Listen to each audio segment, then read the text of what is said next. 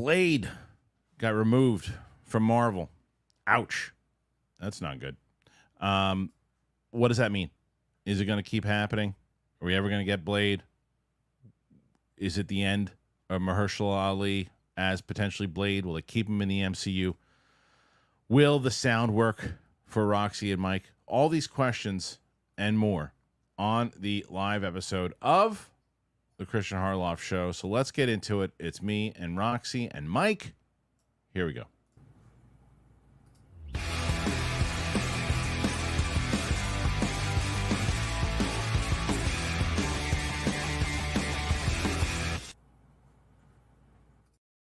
Welcome back, ladies and gentlemen, to the Kristian Harloff Show live edition. Here's what we're going to do, because I'm going to need you guys to let me know if this is working. So, first of all, here's Roxy Schreier. Roxy, say something. We're going to see if the people can hear you. Yeah, hello. No, I don't think they're going to be able to hear you. So, I think you're going to be in trouble. What made you think that? The levels that I see, I don't think they're going to hear you, so I'm going to have to do something in a second. Mike, how about you? Yeah, what? Check, 1, 2, you hear me? Nah, I don't think so. So here's what I'm going to... Now, here's what I'm going to have to do. I'm going to do what Roxy's not going to like here, but I'm going to do this. And because... Let's double check. Hold on. All right, now let me hear you, Rox. Hi, hello. No, I literally, as you know, I can't do the show like that because then I can't hear. It's like, Yeah, I don't think it's... So is it echoing for anybody else out there? Yeah. I'm not saying that, Kristian. You know I'm not saying that. No, I don't know. I'm just saying if it's echoing for anybody else. If that is... See, Roxy's good now. Roxy's good. Everybody can hear Roxy. Roxy's getting an echo on her end that we can't hear. So it's hard for me to fix it because I can't. Oh, I can hear it. You can hear the echo now? I hear the echo big time. Yeah. It's only with you guys for some reason, this show. I don't know what it is. It's just something different every time, which is... what the fuck is even above me on the screen? Why is it so black? What? I don't know. So I'll try it again and see, but there's some kind of fixture on the sound. Is it not? It's not echoing for me now. It isn't. No. Okay. Is it echoing for you, Mike? And Mike, are you echoing? I hear you guys fine. Oh, well, look at that. So somehow it worked. I don't know how, but here we are. Welcome back, everybody. Just like that. Sucks. We figured it out. Good. Well, How? Let's not worry about that. Let's just worry that we have a show. We have a How? show. How? We have a show. So thanks for being here, everybody. Thanks for joining us, as always, Monday through Friday. We had to change things up. Mike's here, which is great. I was supposed to have... Tomorrow was going to be just the Matthew Lillard show with me, but because I'm actually going to record an interview on Thursday with the breakout star from the Penguin. I love this kid. The kid Vic from the Penguin. Wow. I'm going into the city to go interview him, and yes, I'll be asking about Miles Morales. So Where? It's in the city, and then. I heard that part, at a but studio. Like, are you going to somebody's studio? Or? Yeah, I'm running out of studio in order to do it. And then that's so great. It'll be good. And then we're going to have, the other thing is that will air just a little later on, probably next week. But Thursday, we're going to do a show would be Stefan and Brett. So yesterday, John Roca hit 61 questions. Mike last week hit 113. Won it last week. Oh, Mikey. Yeah. So That's right, baby. He was by himself. Yeah. Hello? Yeah, he was by himself. So the question is, can Roxy and Mike do it together? And they've done it. They've gotten close before. So we're at 16 already. So that's a good start. Another reason we were late today is because at the last minute they changed up there's a big story that dropped. And I don't know if you guys saw this. We were kind of going through some sound difficulties at the time. So Blade officially... Yeah, I just saw that. Yeah, it's officially removed from the release calendar for Marvel. What does that mean overall? So let's get into this story. This is from Variety. And the Daywalker will have to wait a little longer to have his time in the sun. Clever. Marvel Studios has removed its reboot of Blade, starring Mahershala Ali as the titular half-vampire from the release calendar. It was dated for November 7th, 2025. Meanwhile, Marvel added 3 untitled projects to the schedule for February 18th, 2028, May 5th, 2028, and November 10th, 2028. The comic book empire's decision to take Blade off the docket was widely expected after Disney CEO Bob Iger stated in an earnings call on May 7th that Marvel will release a maximum of 3 movies a year. Of the 4 superhero films Disney previously had slated for 2025, including Captain America: Brave New World, Thunderbolts, and The Fantastic Four: First Steps, Blade is the project furthest from starting production. Director Jan Dimanche also exited the film in June, further delaying the project after a litany of setbacks. Blade first jumped from a November 2023 to a September 2024 release after the first director on the film, Basim Tariq, departed on the production in 2022. Dimanche stepped in as a director, but following the 2023 writer's strike, Marvel suspended pre-production and pushed the movie again to November of 2025. Regular Marvel scribe Eric Pearson has taken on screenwriting duties following passes by Michael Green, Stacey Osei-Kuffour, Michael Starberg, Bo DeMeo, and Nick Palazzotto. Marvel first announced the project in 2019 at San Diego Comic-Con following a meeting between Ali and Marvel chief Kevin Feige in which the actor pitched himself for a reboot. The film trilogy led by Wesley Snipes from 1998 to 2004. Known by the alter ego of Eric Brooks, Blade is one of the most classically horror characters in Marvel's roster. He can wield vampire powers without their weakness to daylight, which fuels his mission to eradicate the bloodsuckers from Earth.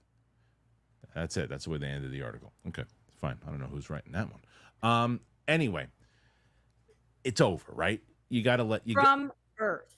Yeah, but you gotta let from Earth. Cool. Let the article end. Compliment the article. You read the whole article. The article's great. Great. So Mahershala Ali has got to go, right? For him, if I'm him, I'm like, I'm not doing this anymore. I'm out. I've been too many things on my schedule. I gotta do something else. Mike, go ahead. What are you gonna say? Yeah, no, I've been saying this for years and I've gotten so much crap from it. Like as an actor, like, okay, so 2019, Mahershala was poised to be a movie star. Everything was lining up. The Oscars had just happened. He had a couple Oscar runs. And what has he done as an actor that you can say like big movie got him out there in the past 5 years? Well, I can't think of anything. The Netflix movie did very well for them, but it's Netflix. A Netflix movie. Yes. This guy has, how many opportunities has he passed up because like, you can't, you're filming Blade during this time. Right. You can't. Him and his people went, we're out. When he took the Jurassic Park franchise, he was done. He's like, I'm out. We're done. This movie will never happen with him. No. They will need a new Blade. It has to also, plus the fact when he signed on, it was like 6 years ago. It'll be almost 7 or 8 years ago before it goes. He's going to be pushing into his 50s. Depending on what they want to do, the Marvel idea of where they want to go and the story that they have in general, I think they should get a younger Blade at this point. And but what they should do, Roxy, I think, is make up for what happened here and give this guy any other role that he wants inside the MCU. What do you feel about this whole thing? I don't know if it's like a bartering system like that. But I think it should be. Maybe. Yes. As we know, Hollywood is nothing but fair and equal. Mm-hmm.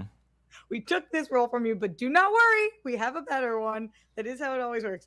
I think that while Mike is technically correct, that his name is not in the conversation the same way because of the lack of like massive movies as if there had been a Blade, of course there would be, but he's still in the conversation because of Blade. Like it still has done a lot for his clout. I feel like we are weekly still talking about him because we are talking about this movie.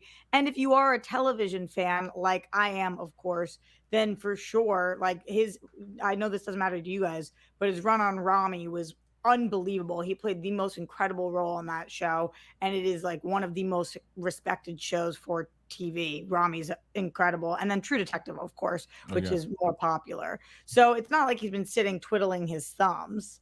But I'm not saying you're saying that. You know, he's still working. He's just not as big of a star at this point as people thought that he would be in the last 5 years. And in terms of what I think they should do with Blade, I don't know. I feel like he's kind of the balls in his court right now where he can just chill and be like, listen, hit me up if it happens. And if it happens, we'll have a new conversation. But until then, I need to pursue other things. Well, I think you're right, and I think that's one of the reasons why, like, when he signed on for this in the first place, it was to do just that, right, Roxy? And that's to up his clout. And so you're thinking at that time, the trajectory that he was on, you're like 2019, yeah, let's sign on to this thing. Marvel's huge, let's do it, and it'll come out in 2022, whatever. Okay, you're pushing it to 2023. Okay, 2024, 2025. It's like, I'm done. No, thank you. But also, and think of it, look at it this way. When he was announced 2019 Comic-Con, Endgame had just come out. Marvel's the biggest thing in the world. Now, Marvel's a very different place. Right. It's a very, he doesn't need it at this point. That Jurassic Park franchise is going to do a lot more to get his name out there, to get his clout out there, to get the projects he wants. It's kind of like when Chris Evans took Cap, like Robert Downey Jr. sat him down and said, hey, man, take this because it's going to allow you to do all those smaller things you want to do or have the opportunity to. So, but let's not pretend that Marvel's he's got a franchise now. But Marvel's not like dead. It's not, but it's not what it was 6 years ago. That's true. Roxy, you were going to say? I just wonder if there's going to be a Deadpool Wolverine 2 in which Mahershala Ali shows up like Gambit did. Yeah. Oh, God. And does his whole thing. Like that has to happen, right? Like if that's what goes down. It should. It should. Somebody, when that happens, clip this moment out. You heard it here. It should. But the question is, though, how right now the wounds are probably too fresh.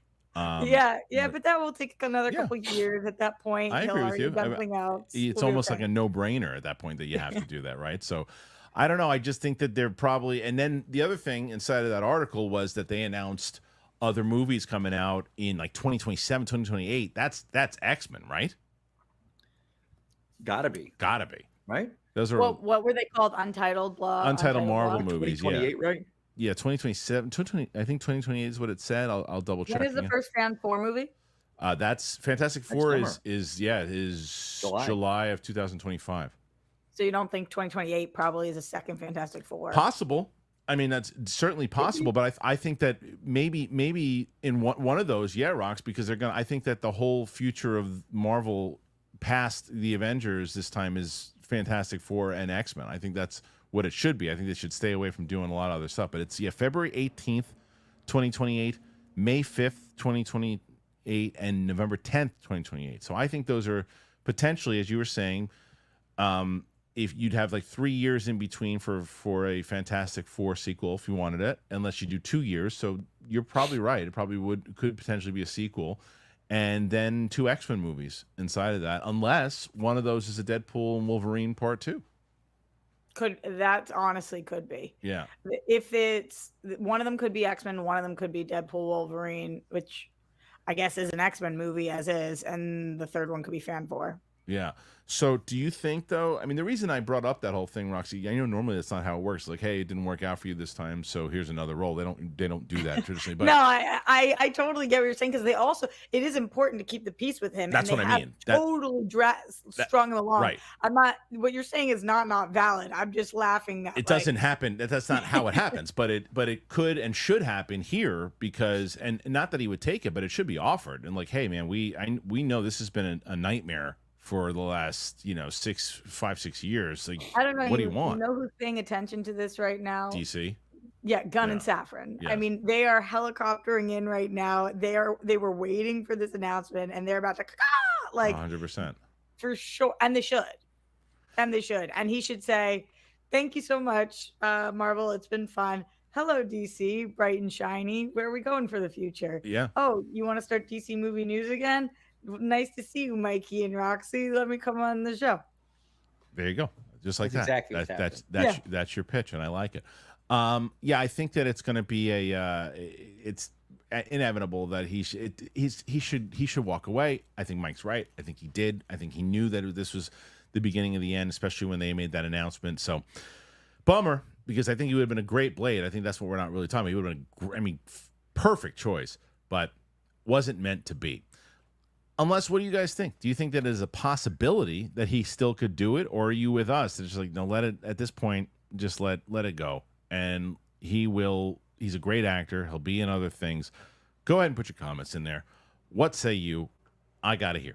Now, before we move on, because we have some other stuff, we have that Dune story that we're going to talk about. I want to tell you guys about AG1 and Built. And here we go.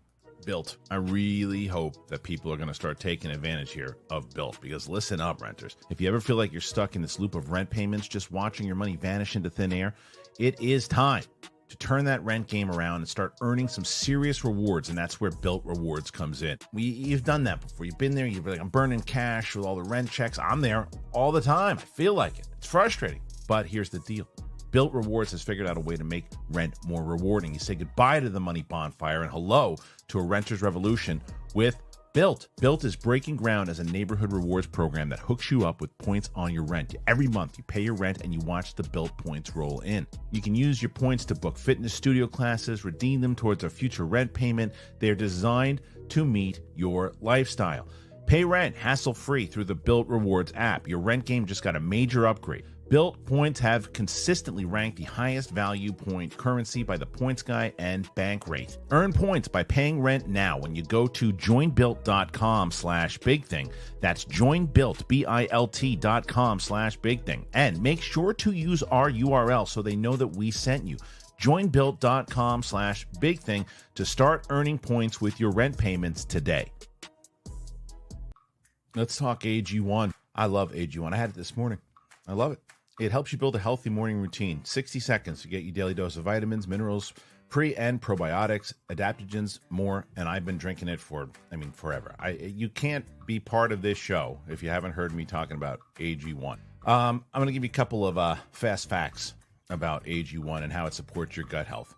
It contains prebiotics, probiotics, and gut-supporting ingredients to support your digestion, reduce bloating, and keep you regular. In a research study, 80% of participants noticed less gas and bloating after 30 days of drinking AG1. For me, I've had a lot of changes since I started to. I sleep better, better gut health, my focus, stress, all of it. It's just great. AG1's powder form makes it easy for your body to digest and access the nutrient-dense ingredients in the formula. They've been around with us for so long because so many of you guys have been doing it also. You've been getting AG1, you've been checking it out, you've been changing your routines, and it's worked. So if you want to start and notice the difference for yourself, it's a great first step to invest in your health, and that's why they've been a proud partner of mine for so long. Try AG1 and get a free bottle of vitamin D3, K2, and 5 free AG1 travel packs with your first purchase at drinkag1.com/bigthing. $48 value for free if you go to drinkag1.com/bigthing. Go ahead, check it out. All right, thank you to AG1 and Built. As I mention every show, if you want to help out the show, you go in the description, you browse around, you take a look, you find something right for you, you get it, you help out the show. Did you guys check out, I know, Mike, you did. Roxy, did you watch Rebel Ridge? No, and everybody said that I should have and that it was good, and then I didn't, and then I missed out on meeting, what's his name, Aaron Pierre. Now I don't know. I just started watching it last night. It's good. I think, and I don't know if Mike said this, but I know at least other people have said it. It's the movie itself is fine. He's great. So yeah, I can tell you that within seconds of watching this movie, I said, well, yeah, I understand immediately why they cast this guy as Green Friend of Lantern. the show, DJ Wooldridge, is like obsessed with him now. Yeah. The first time I heard of him was after that, and DJ was like, "This guy's about to be a star," and then obviously he was announced. Yeah, and he's also in the Mufasa movies, the voice, I guess, of Mufasa, I think. Yes. Yeah. So he's another guy that we're just talking about, like, where Mike, you were talking earlier about Mahershala Ali. Yeah. I think this is a guy that is, and he's significantly younger. This guy's going to be a major star. He's got that presence about him. Like, I'm telling you, like, even like, I'd never really seen him before, just hearing about him and talking about him on this show. And from the second this movie starts off, he's on a bike, and then the movie just starts. And he just got it. He's just that guy that's got it. So I think I can't even believe that it took him that long to decide between him and somebody else. I think they should just said, no, yeah, that's everything I've heard Mike talk about with the Jon Stewart, the Green Lantern. This guy embodies it, right? Yeah, he does. It's there's a little flack from certain areas about certain things that we don't need to get into, but yeah, I have no idea what you're talking about, and since you just said that, I kind of would love you to tell me what you mean. Okay, I'll talk about it. Okay. What about spoilers? No, it's not a spoiler. It's just there was some flack from people about him being cast, and it was something that I was not aware of. I didn't hear anything about that. No, yeah. it's something I was not aware of. Colorism.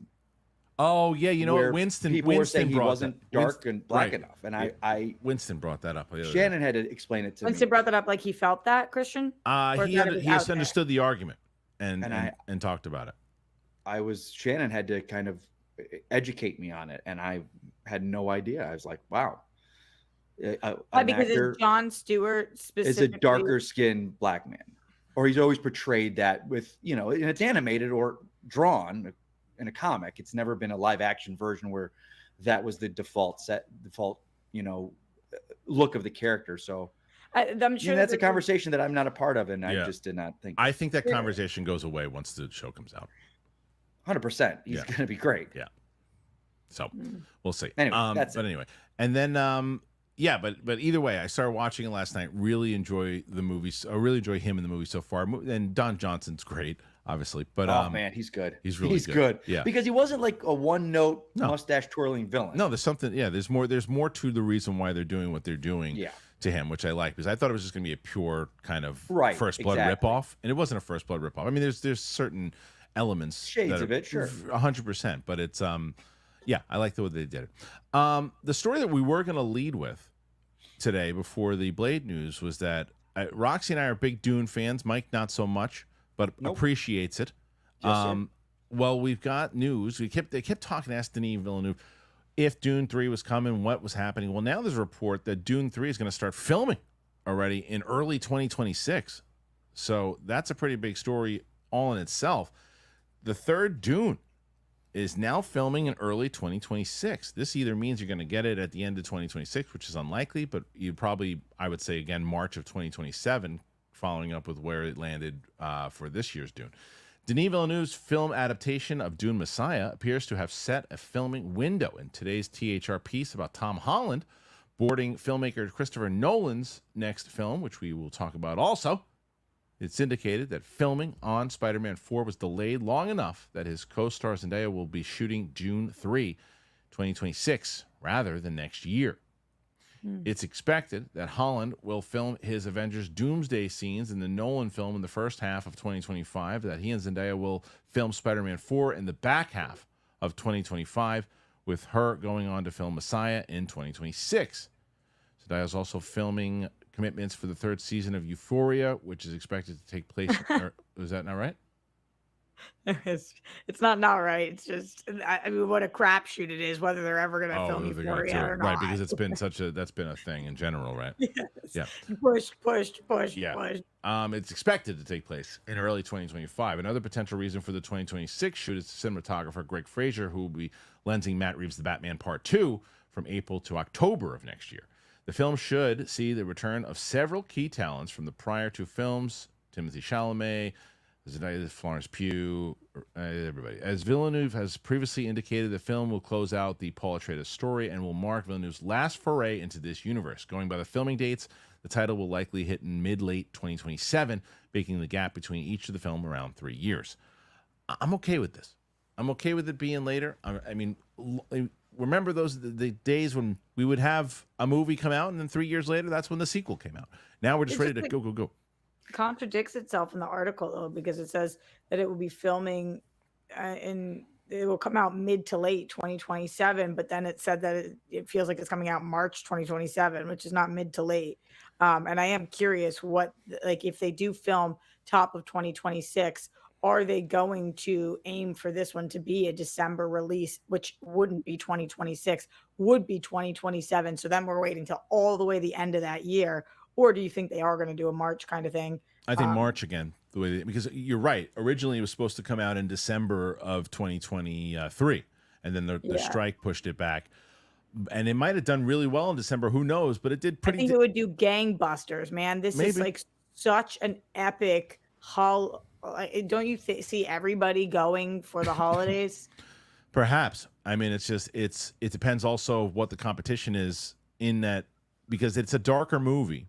And it's not as feel good as some of these other movies. And is there an Avatar movie landing in December? Is there another what's landing in December? So I think March is a good spot for Dune because it already proved that it could do very well. So I think that it makes sense. They're like, look, we had good success with it in March of 2024.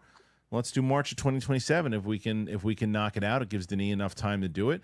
I like that they're not pushing it. I like giving it the opportunity. I like making sure everybody's in play and not pushing it. But Mike, I know you're not a fan necessarily of Dune, but the overall game plan here, what do you think? Hey man, like people want it, go for it. Like last night I went to the movies and AMC was doing a rerun of Dune 2.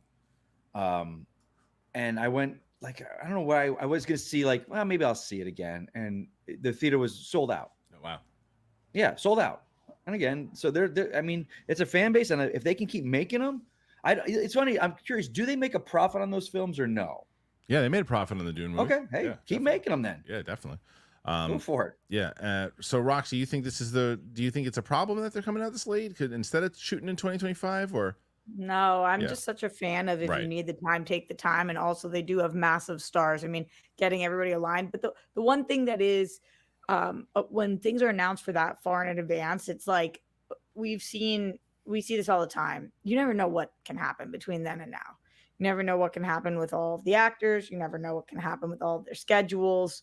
You never know what can happen with strikes and pandemics. Right, like it just, I've learned to think anything that's more than a year out is not real in my mind. Yeah. It's just like, we'll see it when we see it, maybe.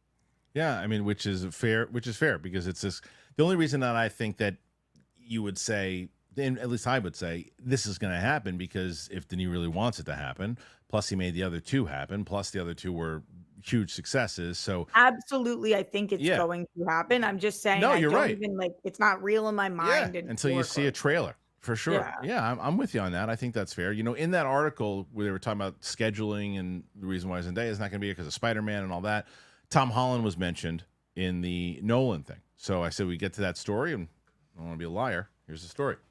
Tom Holland is joining Christopher Nolan's next film, which I'm sure Robert Downey Jr. also helped facilitate. Spider-Man actor Tom Holland will star in Christopher Nolan's newest film, joining Matt Damon in the secret project at Universal Pictures. Nolan wrote the script. He's directing the project. Will shoot early next year, ahead of a release date of July 17th, 2026. Holland is expected to shoot his scenes around his work on Avengers Doomsday, which begins filming in the spring, and a fourth Spider-Man, which has apparently been delayed. Story details of Nolan's film are being kept under wraps through the new report, indicating that the setting is not present day. This will be Holland's first work with Nolan. Theories have ranged from remakes of British series The Prisoner and 1980s action film Blue Thunder to an espionage film that might be closest we'll get to Nolan doing a Bond movie. Another emerged today suggesting a potential 1920s vampire film. Nolan is producing alongside producing partner and wife Emma Thomas for their syncope banner. I don't think I want to see a vampire movie from Nolan. Not that I don't think it would be great. I let Coogler have it. I want Coogler to have that. Didn't he just isn't Coogler doing a 1920s vampire movie? It's around that area. It's a period piece. It's a period vampire piece. movie's like, all right, come on. What's the name of it? The one that Coogler's doing? Yeah. Oh, shoot. We saw that trailer we saw the trailer. People were excited that it didn't look like the vampire, right? Like that you couldn't tell it was a vampire movie for sure. Yeah. So they'll put it in the comments in a section here. I'll tell you. I'm not allowed to fucking look at those, Kristian. Whoa, I don't know about the cursing. So I will tell you. Do you not curse on the show anymore? I do. I just try to limit it. Sinners is the name of the movie. And so that trailer was gangbusters. It was really good. I want to see Nolan do something. We talked about it on the show with Roka yesterday, is that I'd love to see Nolan do something like in the fantasy world. You know, like something like that. He's like something more like in a big kind of fairy tale thing or something like, you know, like remember that movie Legend? Mm-hmm. Something like that. Like Ridley Scott had that movie Legend, which you never would expect in a million years. I'd love to see him do something like that. But what do you think it's going to be, Roxanne? What do you want it to be? No, just when you said fantasy, I was thinking how wild would it be if Nolan did the entire Harry Potter series that was coming out. But he plays with time too much. For fantasy, that might work, but it would have to be something like really playing with time.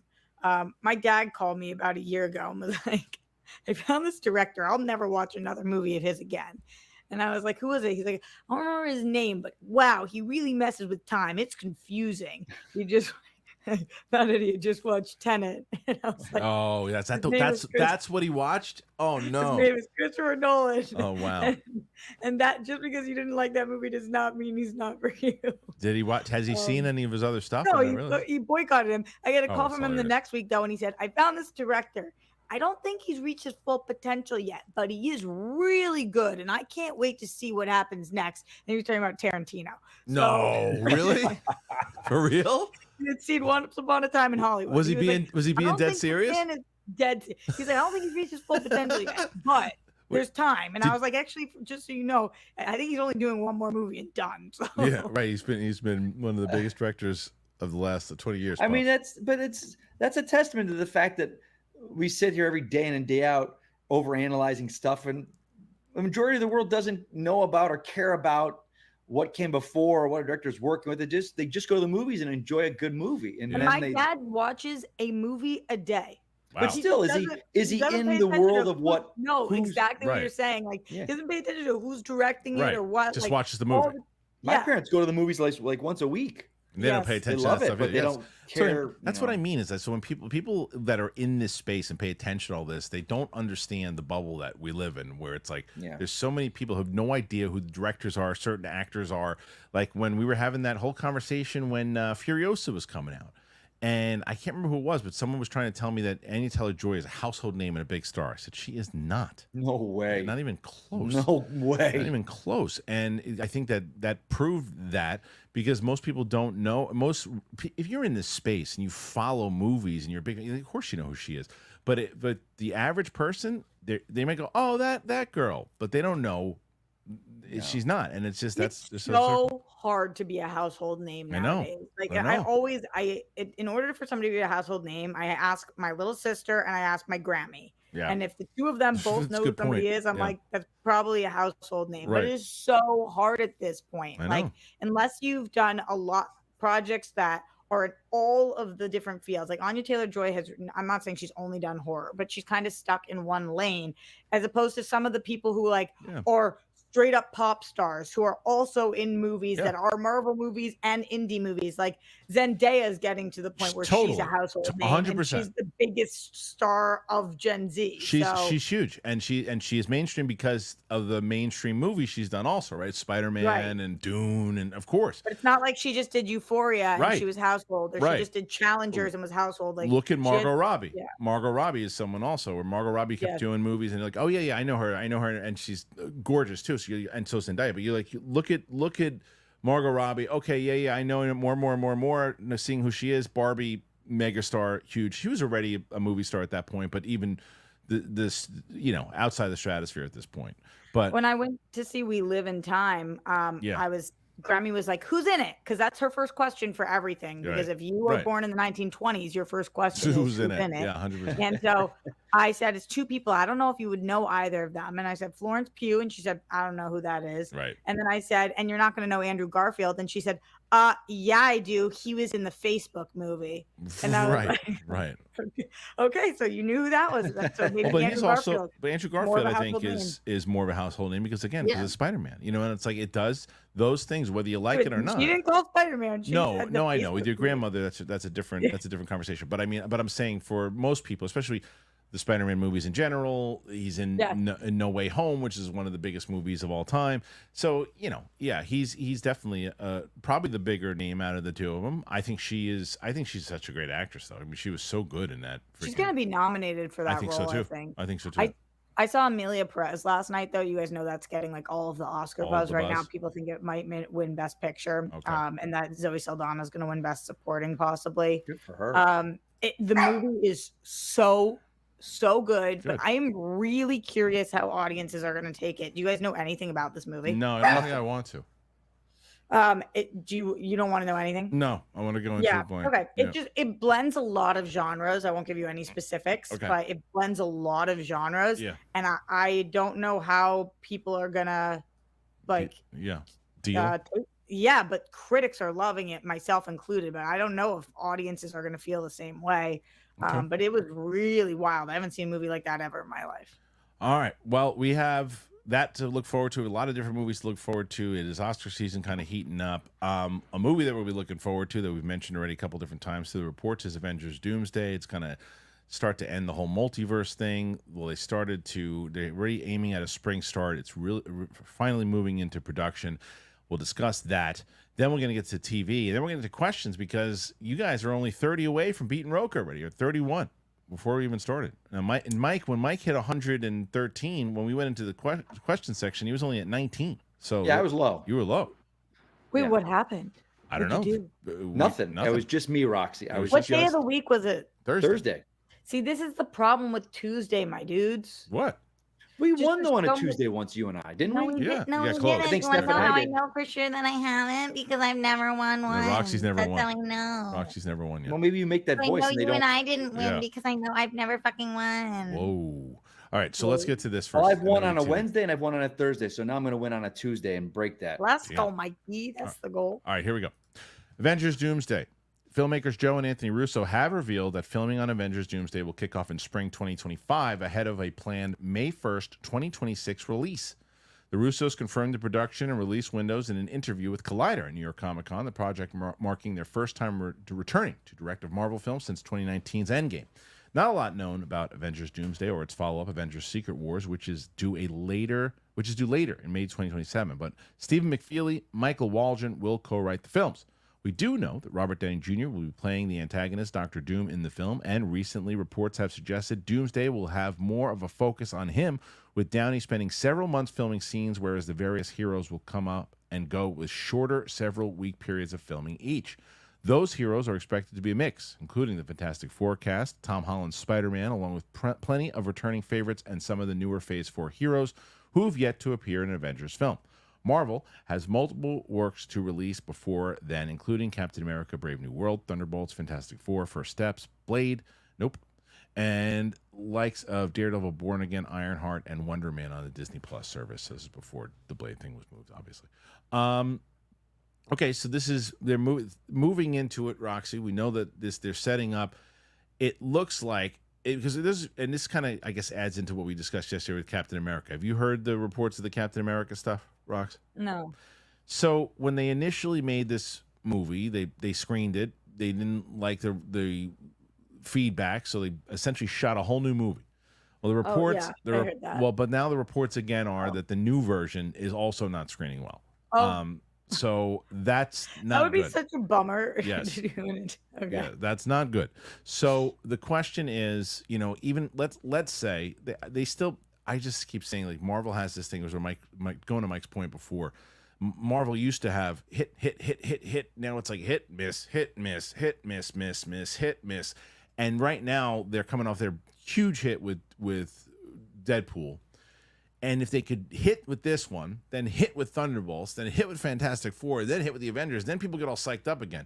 Because it looks like what's going to happen, if you believe these reports, this one, then they got to pull back up with Thunderbolts. And if Thunderbolts misses also, then Fantastic Four has all the weight on their shoulders leading into this. Oh, go ahead. It seems like you said, you didn't think about it, but then weird. No Way Home.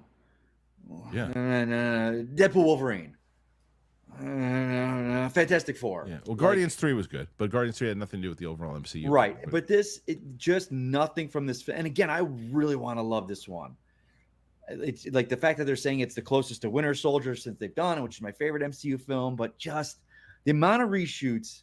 And again, I know that reshoots are part of life and they are budgeted into it. But the fact that they've added it, like Giancarlo Esposito was added after the original movie was shot. Right. You added a major villain. So that's, well, they made a new movie. I don't care how much you think you've got your movie locked when you're adding a whole new villain. Oh, they made a whole new movie. They made a whole new movie. But like we talked last time, I think, where it's like, is it going to be one of those where the reshoots are so obvious because they shot it so far apart where you're just like, oh my God, what are they doing? I don't know, man. I don't know. What do you think? What's the total budget of the movie? I think right now you have to look at it like two movies, but if you want to say the grand total, I'd say you're pushing over 420, 425 probably overall. Because They're not. That's so much. Well, there's no world where they're going to make. They know they're not going to make a profit on this one. That's why I saw someone in the comments say, "Well, why don't you just release it on streaming, take the loss?" Because that's taking a major loss. You can at least get, even if you can get $150 million in the bank, you can make up for something. Yeah, that's But who knows? Maybe. Yeah, but how much the reshoots cost versus how much you're going to make up? That's what I mean. I don't think they're going to make it up at all, Rox, because I think that this movie. I don't think it's reshoots. I think they shot a new movie. So it's like they basically said, okay, we took a loss. That's a budget. That $200 million we spent.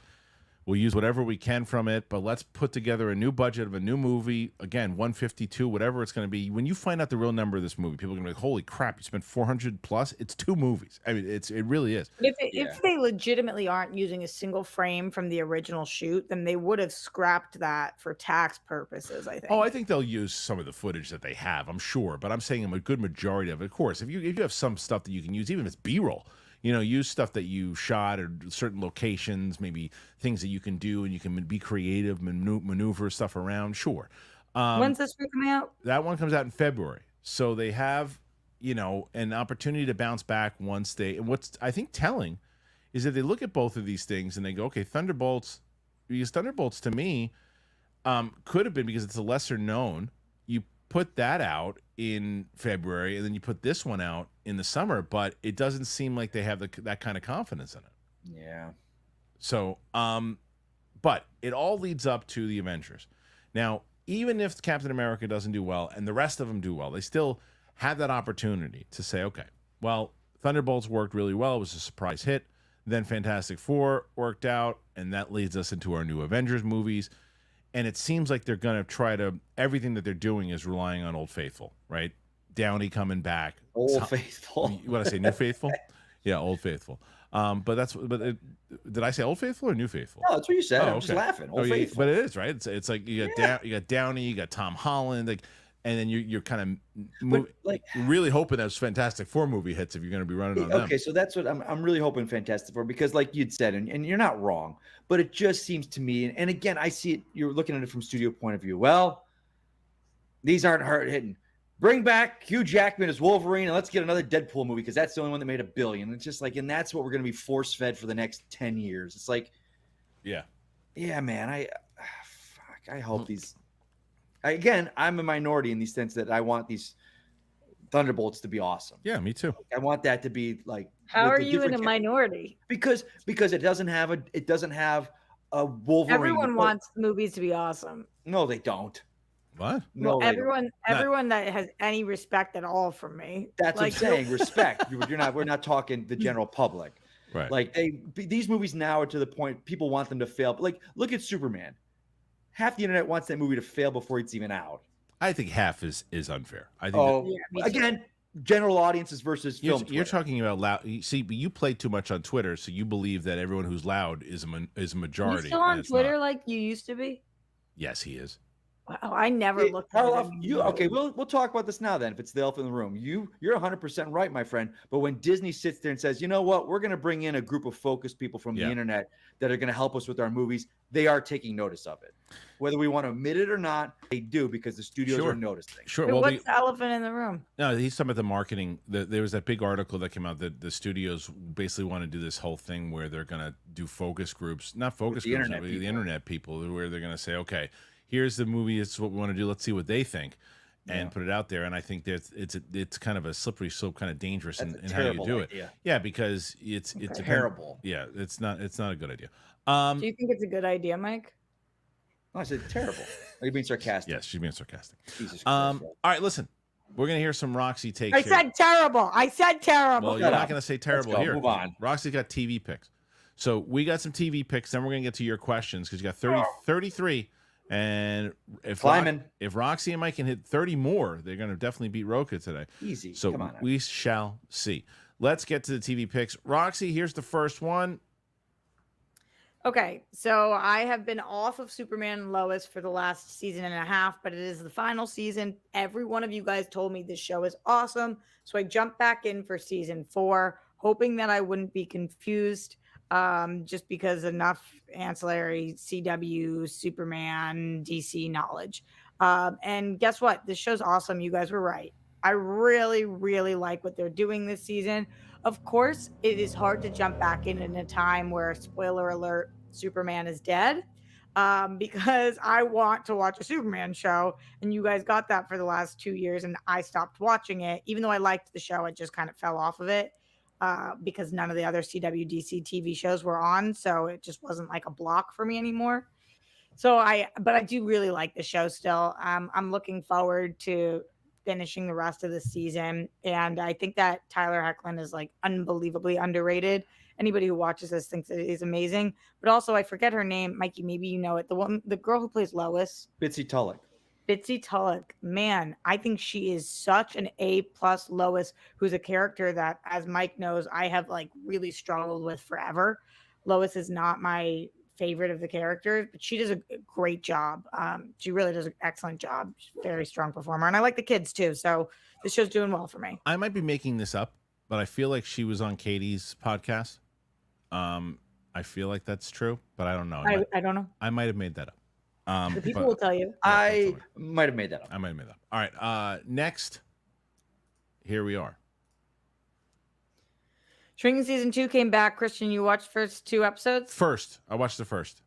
Oh, this show's so good. It's really good. I do. It is. It's so good. Like, man, I just think that this, like, Bill Lawrence doesn't seem to miss, and this is just another absolute hit. I was excited that the second that Bad Monkey ended, which is his most recent show, Shrinking picked back up. So, like, he's always on the screen, or his work is always there. I love this. I think that it's starting really strong. I'm curious, Kristian, and you've only seen 1 episode, but where they're going with the main romance, like if the show thinks yes or no, but time will tell. You're talking about Jason Segel? Yes. Yeah. I hope it's no. It feels like the show hopes it's no too. Yeah. My problem is when I start to see people really catch feelings for each other. Yeah. I'm a lover of love, shipper of ships, but it's so complicated. Wait, are they really dating in real life? No. Oh, okay. I don't think so. Why? Are they? No, I misread what you said. That's fine. Oh. All right. Next one. Man, this week's Abbott Elementary episode was so funny. I was laughing out loud by myself. Like, they did an episode on ringworm. Nice. It was so silly. Like, this show is great, and I don't bring it up on the show all the time because I've already told you guys how I feel about Abbott Elementary, but this was just, sometimes there will be episodes of sitcoms that, like, if you are in a bad mood, put this on. I was, like, just cackling in my room. So good. Okay, next one. And it is. This is going to be on my list probably every week until it's off air. Just the dynamics on the show are incredible. I really enjoyed watching the follow-up to Sophia need not call her Falcone anymore. Yeah. It was just a really great follow-up to last week. Last week's episode to me was mind-blowingly good, and this one was a good follow-up to that, even though it wasn't quite as powerful for me. And I like seeing the makings of where Penguin is going. Yeah, just really cool. Great show. Really good show. Okay, and then last one. I haven't brought up Tulsa King in a couple of weeks, and I thought I would because now I am back to being caught up. I know that some people aren't liking this season as much because they find it to be a little goofy, or at least that's what the internet tells me. But I think that this is just, as Kristian, you've pointed out many times, I don't know, I have like a hard on for Sly. Okay. He is so everything to me. And like watching this show, I'm like, you're the man. He's just the man. He like always and forever. So it's still really working for me, even though I know that some people have lost it. All right. So those are the picks. Make sure that you check them out. Each and every week, Roxy watches everything on television and lets us know what we should be checking out or sometimes what we shouldn't be checking out. So make sure you go and check out some of those shows and report back on what you liked and what you didn't. We have your questions. 35 questions thus far, and we're going to get to them. And before we even do that, I've told you many times over, I got to tell you again, I got to tell you about Rocket Money. I use Rocket Money all of the time. I absolutely love them. They take subscriptions that you forgot about. You paid twice for it. You didn't realize it. And they tell you, hey, it's time to cancel it. And they've done that for me many times over. They help me out so much. They tell me, hey, you spent this, you spent that. And they also let you know if you sent in a a payment to somebody. They go, hey, is that you? Did you do that? Yes, I did. Thank you so much. And we need to manage our finances, and it's hard, and it's complicated. It's time-consuming. Doesn't have to be. Rocket Money simplifies everything. It makes it very easy to see what's happening with your finances. You can track your spending, and you give full control of all of it right from your phone. It's the best. It is the best. They give you all the control. So Rocket Money is a personal finance app. It helps find and it cancels your unwanted subscriptions. It monitors your spending, and it helps lower your bills. It has helped me so much. It has saved me so much money, and it will save you money. It has over 5 million users. It saved a total of 500 million in canceled subscriptions, saving members up to $740 a year when using all the app's features. So stop wasting money on the things you don't use. Cancel your unwanted subscriptions. You got to go to rocketmoney.com/thing. rocketmoney.com/thing. One more time, rocketmoney.com/thing. Links in the description. It is phenomenal. All right, you guys ready to rock? You think you can do it? Let's go for it. Let's go for it. Mike is ready. Mike now coming off Johnny Big Balls over there. Yeah, I believe in Mike. Yeah, Mike's the reigning champ this week. So can he beat Roca again? Beat Roca last week? Go for it. Let's see. Roca. Hey, I got flashbacks there, Harloff, of Schmodown. I know. Days. You're like, Mike, are you ready? Oh, are you ready? Here we go. Kristian, why don't I see the thing behind us like usual? What thing? The floating things. What thing? I don't know. What are you talking? What's floating gold things that usually flow behind us? What? Oh, you know what? It's a great. Thank you for reminding me, because I think that I put them. Thank you for reminding me. Okay. I will. You know what I can do is I'll hopefully they should appear. Maybe they might appear. I didn't know if they were on the screen. No. They weren't. And you I like those things. I mean, I do too. I completely forgot about it. So I don't have it at the moment. But right, I'll next fix time. it. Yeah, I'll fix it. Okay. Thank you for reminding me. I like them too. Ewok, will you do a watch along of Squid Game before season 2? I've always wanted to of season 1. And it's something I probably try to do. You know what's so funny is, Roxy, you know better than anybody now with doing the reactions and everything. Because I'm always going to add comedy into the reactions. People get pissed. I don't give a shit. I don't care. Don't watch it. People got pissed. We were watching Alien Romulus, like, we're cracking jokes and taking it serious. Like, get lost. Go watch somebody else's thing. Do you know what my absolute most hated reaction was? That like literally almost destroyed the channel. What? I had to like really go on a bit of apology tour. What? My reaction to Glory, which I had never really? seen before. Glory? You did like comedy to Glory? Well, it struck me. It's funny? There was things that struck me as like a little dated, silly the way they were doing it. Okay. Roxy. Yeah. Roxy, come on now. Yeah, but I mean, like, it's like, come on now. We got there's a couple of jokes, as long as you're getting it. It's like, for me, I was looking not at the whole thing. I loved the movie. I thought the movie was amazing. That's what I'm saying. Mystery Science 3000. Yeah, with Glory there. But I guess that's the whole point. It's like, the question is why you watch. If you're just watching it for people to go, what? That's not my channel. Right. I watched it the way I would watch with my buddies, which is like, when somebody comes out with a big feather, I'm like, and you can still and you can still appreciate it. There's a scene in Alien Romulus where there's stuff like dripping down and it's like about to fall, and there's people maneuvering around it, and I'm watching and I go, it looks like a janitor on a porn set, right? And okay, great. We started to tell a joke. Let it be funny, Harloff. That's not funny. Mm. Did he mute me? No, not yet. Oh, he muted himself. Good. He should be gone. I'm gone. He stopped the whole show. Look at him. Look at him. What did he do? Look at him. See? A little bit of power, and that's what he thinks. A little bit. No one likes you. Nice camera. Shut your mouth. Nice camera. Shut your mouth. Nice camera. Wait, Rox, I want to go back to the fact that when a person comes out with a feather on, you're like, top of the morning to you. I just like, I don't know. Some of it was just like kind of funny, like the way that what's the name of that star? He's a massive star in Glory. He's the Denzel Washington. Matthew Broderick. Thank you. When he comes out and he's like, what did you say, Kristian? Denzel Washington. Oh yeah. No, Matthew Broderick. And like when we first see him, he just looks so goofy to me. He looks with the mustache and the hat. And then I got into it, but I was like talking about it, and people like literally were like, you should actually go off yourself for this. This is because, like this is real life. This is the real war. And I was like, well, this is a movie. It's a movie. this is why life is like episodes of Seinfeld. Because back in that episode where someone's like laughing during Schindler's List when they watch it in the show. Yeah. It's like, how dare you laugh during Schindler's List? I get it. I mean, but it's like, I think there's certain times though. But if there's something that's, as long as you're getting the movie, it's like that I'm not changing that, because it's like if there's something where it's a bit of a pearl clutching going on with people. Yeah, and like they're going to be pissed off. There's a wild robot. I cracked a few of them too, and I'm not going to just go there and go, huh, what, huh, what, huh, huh? It's not what I'm going to do. So eat it. Roman Fedorak, what's a movie you regretted watching with your parents? My mom took me to see Wolf of Wall Street when I was 16. She did not know what it was about, and let's just say she was not happy afterwards. I'm trying to think of one that my parents. When I was younger, my parents I remember going to see Back to School with Rodney Dangerfield with my parents. Yeah, when I was a kid. It's harder for us because with the 80s, it's like in the 80s it didn't really matter. Together. It was like, it's true. Yeah, I mean, I think my grandfather took me to see Rambo 2. There was it didn't matter.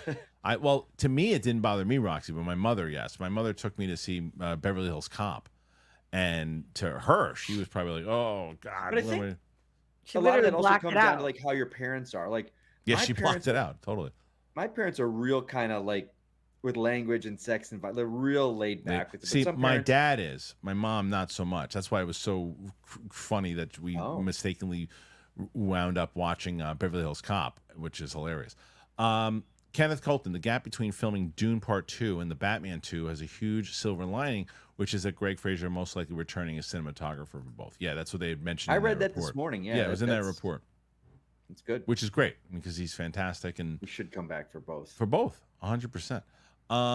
Pete Parker, 2288. Can Michael Caine and Big Balls both try to ask Roxy on a date? Who would she rather go out with?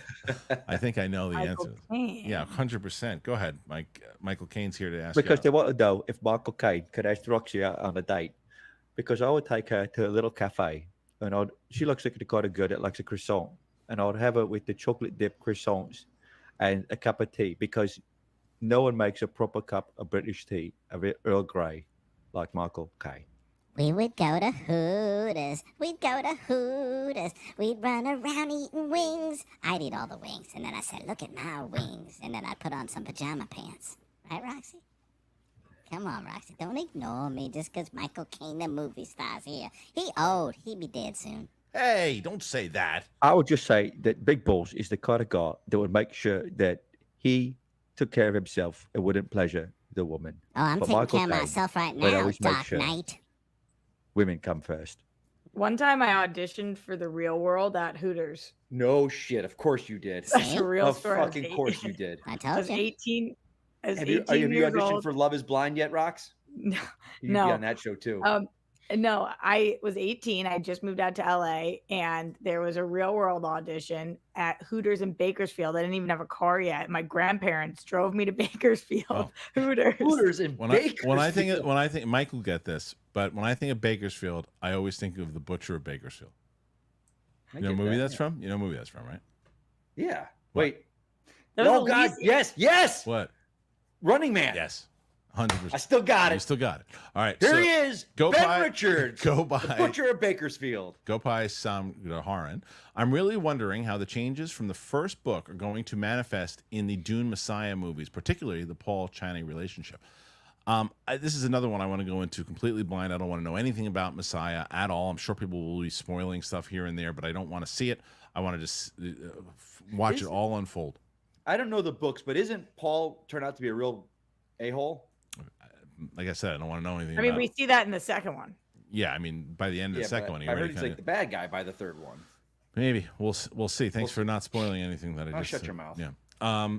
Cooley, hi. What's up, fam? What's your got fried chicken spots to go eat? I love me some Popeyes and Raising Cane's for show. Anyway, much love to all of you, and be easy. I gotta find. I went with Steph for an episode of World Girls to this fried chicken spot that's supposed to be the best in LA, and it was so fucking good. I can't even. What the hell? Cooley, I'll tell you this. I just had Cane's the other night at 1 o'clock at 2:30, and it was like 2:30 in the morning after shows. That shit hits the spot. I'm not a fried chicken guy like on the bone, but fried chicken tenders.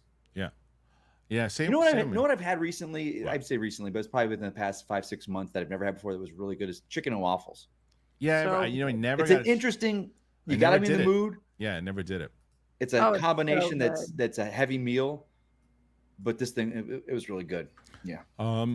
Nick Vaughn. Whenever I find it, never I'm gonna mind. let you guys know because So you went there, Rocks, with the World Girls? Yeah, I went to for the World Girls. We went to this chicken place because Steph that I've been looking at researching the best one in LA, and it's somewhere on our YouTube or somebody in the chat will probably know because I watched it. It was so delicious that I forgot how much I love. Text fried her, see what chicken. she says.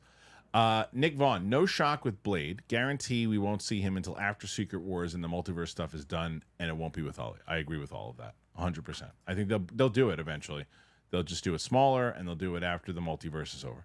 Mad Sinister McCall, when I become president, I will have Harloff and Rocha run Disney, delete everyone's Twitter and TikTok, and put Jeff Snyder's face on the $1 bill. All 2024. That's an interesting world that you live in with that. Jeff Snyder. The next question comes to us from Ewok. Who should play the adults in the HBO's Potter series? That's always hard. I mean, I'm always look. This is they're in a spot because it's such a well-known property. You don't need anybody to one big actor here and there, but you don't really need huge actors. I think we talked about this a little bit. Like the books, the movies, I felt were done so well, but I don't know the books, and everyone's like, "No, the books are so much more." Like that to me is one aspect of the books that didn't get a lot, or the movies was the parents. Yeah, Like focus. Maybe they'll focus on the parents and that relationship. Like I'll never forget. Again, this shows how naive I am. When I was watching the Potter films for the Schmodown, because that was my first time watching them. Yeah. I tweeted out to someone or to people. I was like, "Wait a minute, is Snape Harry's dad?" Right. Because of the way the story develops with the love of the mother, and I was just like, "Oh my god, this is awesome!" But everyone's like, "No, we get what you would think that, but you don't read the book, so you would know." But I was like, "No, if they focus on the parents, that might invest me in it." Because right now I'm kind of like, I don't know. But if they kind of bring the parents I think they're gonna do a Why lot not? more of that stuff. why not? Would you guys want to see any of the? By the way, it was called Le Coup. Oh, Like COUP. Is there any? It's on the east side. Are there any of the original actors that you would want to see come back and play the adults? nah. Okay. Keep- You got to keep- start over yeah, completely. keep them. If you're going to distance yourself and make it new, you got to be all new. Keep them separate. Okay. Pete Parker, 2288. Either do an old man Blade story with Snipes or just wait about 10 years to reboot it. Guarantee another Snipes Blade would do well with lower budget. I don't disagree with that. I don't disagree that I don't necessarily know if I want to see it, but I don't disagree that it'll make money, especially right now. If they could capitalize in the way that Sony should have on Garfield and Maguire, and they can do an old man Blade story, yeah. I'm of a different mind. I want them to do the Blade film to be that like Werewolf at Night, like a special presentation, 2-hour Disney Plus, and then eventually you bring him with those guys into like a Midnight Suns movie. I don't see Blade highlighting a big 2-hour movie. You'd have to do, I think, a smaller budget one would do well. You can't put too much money into it. Kristian, you say Snape and Snipe the same. Oh, okay. Snape and Snipe. Yeah. Gutter Snipe.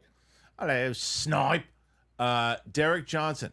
I'm so glad about this Blade news. I always felt he was too old for the role. And honestly, he's an actor that if he takes a role in the MCU, it should be as a major player. Yeah, I mean, I want to see him take a major player role for sure. But I think that... Do you not think of Blade as a major player? I think he could be, but he's not right now. No. Not at all. No, but he could be. But he's not, I think, the overall... That's why I think a smaller kind of contained movie would be really great for Blade. Mike Joyce says, Rachel Ziegler versus Swifties, foot and mouth disease. No. What happened? I don't know what happened with the Swifties. But I know with the Rachel Ziegler stuff. What happened with the Swifties? I'm not sure. Well, this seems like there's a correlation. It must have been something. Maybe. I don't know. I don't understand what happened there. But I mean, but I know that I thought he was going to say Rachel Ziegler and then the Cynthia Erivo. What happened with the Swifties? Did they say something that? I don't know. Not sure. Rachel Ziegler doesn't bother me. I think she's really talented. Everybody's super pissed. Yeah. It's like think about the things that young actors were doing a while ago. Like. Yeah, it doesn't bother me. She doesn't bother me, but I think the thing she said about It's the same thing that I think the thing she said about the movie and the PR stuff with actors. The actors do this stuff all the time. They get on, they say things, and they're not prepped with PR. You said it all the time, Roxy, when we were talking about Kathleen Kennedy. It was like, who's the PR person? Have a plan. Have somebody say, and they don't have this plan. They just say, oh, I can just say whatever I want. The internet is ruthless. And everything that you say will be used against you, and it will also be used against you in box office, and it will hurt you. And I think the stuff with Cynthia Erivo was just so silly on her part. So yeah, this is another reason. Right. Yeah. Mad Sinister McCall. Derek Johnson has to work for Blumhouse. He might. Mike Joyce. I saw Super/Man and I was blown away by it. I thought people were overhyping how good it was, but it was a pleasant surprise. Definitely a tearjerker. I have it sitting in my queue at home. I was going to talk to it. It's awesome. It's really good, huh? It's so good. Didn't you go in theaters? I did. Yeah. That's so cool. Were you sobbing? Awesome. What's up? You were sobbing like everybody like else. Ugly right? crying. Yeah, that's what everybody says. That's Sinister McCall. Blade will come out when I'm in the nursing home. Yeah, I think you're probably right. He's also 22 years old. Luke S. What's coming out first, Blade or Winds of Winter? What the hell's Winds of Winter? Is that a dragon? Maybe it's a made-up movie that he's asking what's going to come out first. Probably Winds of Winter. I think will probably come out first. Winds of Winter. So true. Nick Vaughn. I do believe they want Blade in the MCU, but I just couldn't fit him in the midst of them trying to wrap up the multiverse saga. Yeah, I think this might be a good thing. Have him come out. Have him come out after this whole multiverse thing is done. Yeah. Okay. Dancing Dogs 60. All of this filming schedule, Twister wouldn't happen if Hollywood didn't use the same 10 actors for every big film. Find some new talent out there. It's not that easy. People don't understand that. People can say that, but it's not that easy to say, you know what? Find someone who's really good and make them a star. You can't get movies made with people like that. The way that movies get made happens all the time. Even hell, when I was there at Warner Brothers, you got to have people attached to people like, oh, okay, you got Margot Robbie on it, I'll make your movie. You got so and so involved, I'll make your movie. You got we got Glenn Powell, he's hot. You got Glenn Powell attached, he wants to do it, I'll make your movie. But it's like, well, we have this kid, he's really, really good, he's got a shot. Yeah, but he hasn't proven himself. We're not spending that much money on it unless you put another actor in there, another star. That's how it works. It sucks, but it's how it works. You guys have competing ideas? No. All right. I'm on board with you on that one. See, it makes sense. It's unfortunate in a lot of ways, but it is just really difficult because the truth is, like 99% of people out here who have been pursuing this are really talented. Yeah. So it's like that's not really the qualifier. No. You guys are around 20 away from beating Roke. Dancing Dogs 60. We did that already. Next one. Got a bunch of new members on the channel too. It's really great. Oh. Yeah. Andy Haynes. Greetings from the UK. Aaron Pierre for Blade. I guess going back to what we just said. Look, maybe eventually, but I think he's going to be pretty wrapped up in DC. He's going to be wrapped up in DC for a while now because I think that the whole plan is for Jon Stewart to be like the guy. Yeah. So I think he's going to be wrapped up in DC for at least another 5 to 10 years. Aaron Ambrose. Bit of a weak episode of Superman Lois this week. I could see the budget cuts taking effect. I hate that there's only 6 episodes left. I really wanted more. Roxy, do you think it would be worth it? It was suggested to me because I've never seen an episode.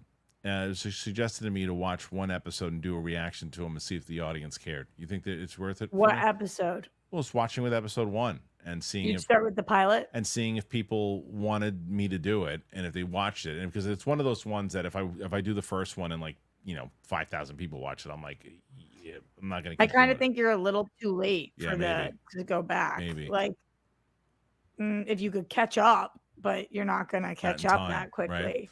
Yeah, I have to double check. You know what I'll do? Maybe I'll do like one test one, and if it does well, I'll keep doing it. I just don't know if it has the audience that it. Look, I did that for One Piece. I was like, no one's gonna care about me watching One Piece, and people were watching it with me, and I had fun doing it. So maybe I don't know. But this is ending. Yeah, I know. Lee Crow, yo, Kristian and crew. My buddy rolled our golf cart the other day onto my leg. Oof, sorry, man. So I'm home injured, and I'm able to super chat. Thanks, man. What are some of your favorite golf movies? Tin Cup and Happy Gilmore. I was gonna say that. Tin Cup and Happy Gilmore. Yeah, Tin Cup. Rox, got one? It's definitely Happy Gilmore. I can't think of another golf movie I like. Have you ever seen Tin Cup? No, I've never even heard of Pink Golf. That's Kevin Costner. Kevin Costner, Rene Russo. It's right, and it's a What? really Name good 2 other golf movies. What's it? Bagger Vance Oh, is another one. Caddyshack, and that's probably. Oh, and I'm so Caddyshack. mad at myself that I didn't say that first. Yeah, come on. Caddyshack is my favorite golf movie. I'm so mad at myself that I didn't say that. how could it be your favorite if you didn't even think of it? Because I'm an idiot. Steve Frederick, if you could give up a talent you have in exchange for another talent, what would it be? I would give up cracking jokes for being able to say the right thing whenever I wanted to say it. Right, Rox? And I don't think you would. Yeah, I would. What would you want? Well, I'm trying to think of a talent that I'd be willing to ditch. Go to Mikey. That's a good question. Talent I'd be willing to ditch? Shit. You got to find a talent, I guess. Exactly right. And like the things that I'm thinking of giving it up for are like so much better. Oh. You know, like I would give up being able to bake because I'm a pretty good baker Hell yeah. for like having the voice of an angel. Oh. Okay. I can multitask incredibly well. I give that up to be able to play the piano incredibly well. That's a good one. I like that one. Nice. It's something I took piano as a kid and I hated it. And you wish you would have stuck with it, right? And now here I am, middle-aged, and I was like, why why not? Just whenever I see someone like, you ever see those videos like, here's some random guy at the airport. Yeah. And he's just Yeah, but doing it's it never down. it's never real. No, I hate those. I hate those They're not videos. real? I know, no, the ones where the guy's doing it and then someone's like, "Hey, And can I somebody play comes along up. with you?" It's like, "Come on." And they're mic'd and it's just the like, worst. The worst. Jedi Master for life. Giving support for Mike's can-do attitude for that win. That's right. Mike won last week. Hell That's yeah. right, buddy. Yeah. That's right. At 47 thus far. Space Jesus. Would you compare the state of the MCU and DCU being like WWF and ECW respectively? Like how ECW beat the WWF in ratings for so long. I can see DCU doing that. Well, the difference is this. The ECW didn't have a fraction of the WWF budget. DCU's got a pretty good budget. I would say more so of WCW and WWF, and that's ultimately what it is right now. They got to come in and they have an opportunity, because if Superman, I love James Gunn's plan right now.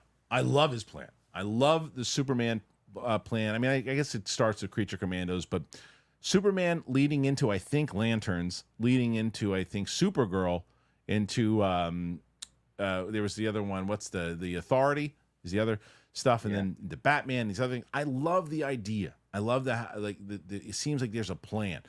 I will tell you, I think that it's time for a regime change. I would love to see, or I should say, a new champion rather. I would love to see DC take over and be what everybody's rushing out to see. I think they have richer characters. I think in general, but I don't know if it's going to happen. Mike, I know you are waiting for this to happen. Yeah, man. It's like I don't know. We've talked about this before, but it's an old analogy that I have. I've used it many times, a big sports analogy, whereas like DC, Marvel, Star Wars, they're your teams.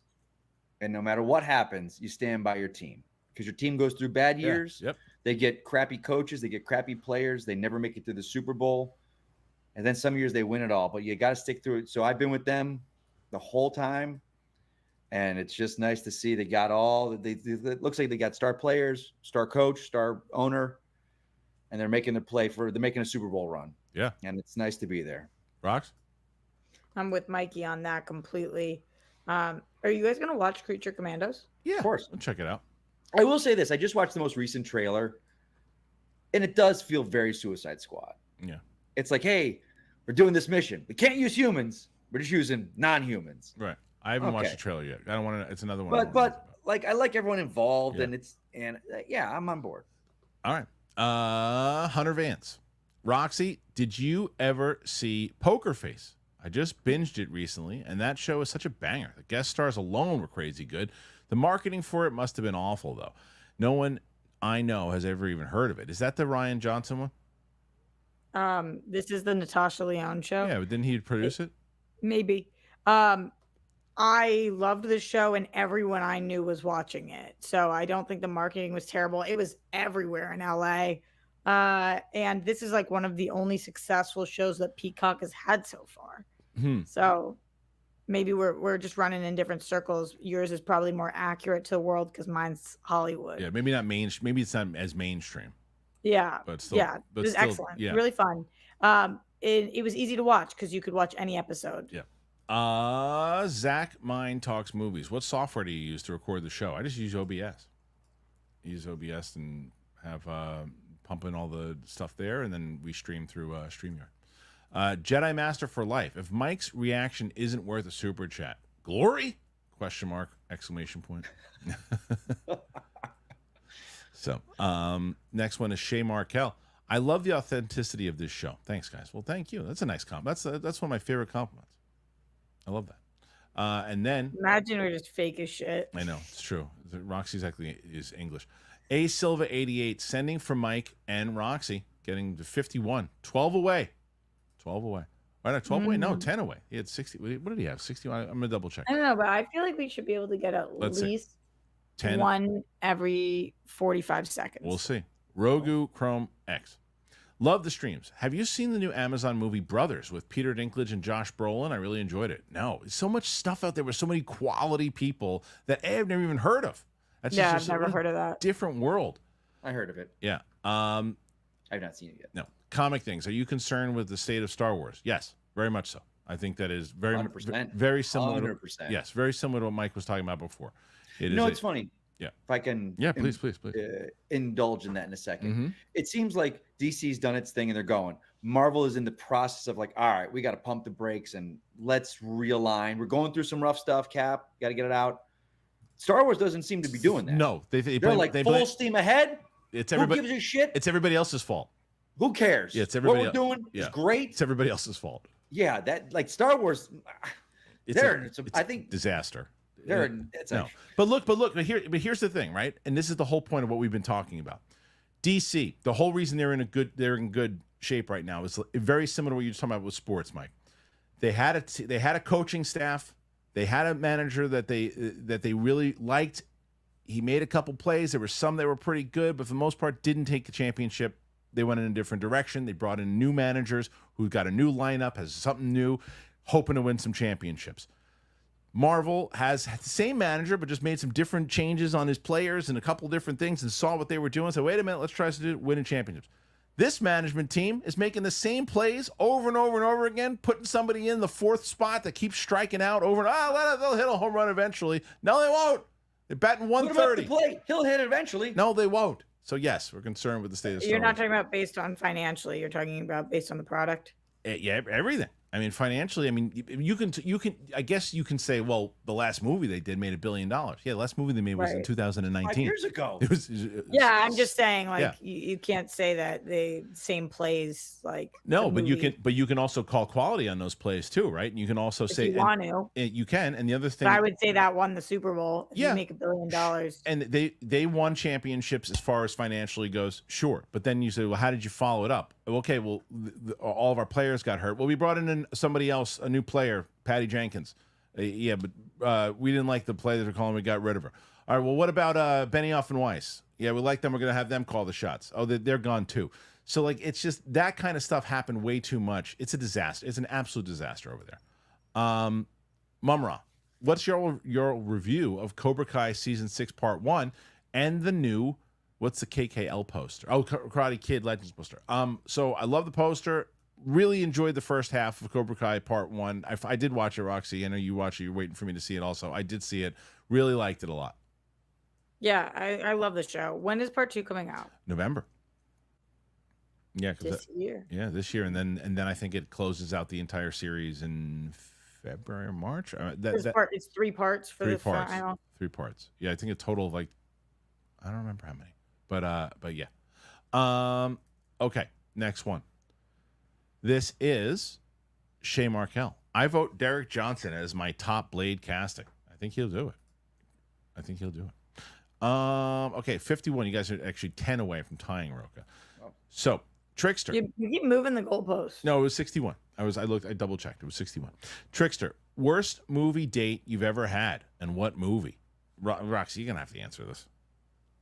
This will be Roxy's. There's no story that Mike and I can tell movie theater wise. It's going to be worse than Roxy's. No, I really don't. The date that I went on to movie theater went absolutely fine. This is the one that the guy that farted on me. You know this story. Yeah. That's I don't who know it the is. story.